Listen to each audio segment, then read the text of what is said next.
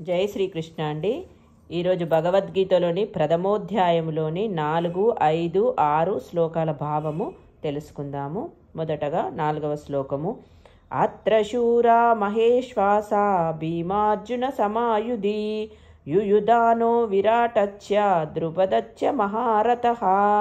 దీని భావము: ఇచ్చట ఈ సైన్యం నందు భీమార్జునులతో సమానముగా యుద్ధము చేయగల శూరులైన ధనుర్ధరులెందరో కలరు. యుయునాథుడు, విరాటుడు, ద్రుపదుడు మున్నగువారు అటువంటి మహాయోధులు ఉన్నారు అని దీని భావము. 5వ శ్లోకము. దృష్టకేతుచ్చేకితానః కాశీరాజచ్చ వీర్యవాన్ పురుజిత్ కుంతిబోధచ్చ శైబ్యచ్చ నరపుంగవః.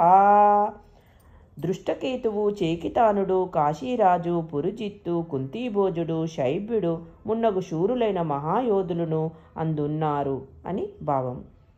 6వ శ్లోకము.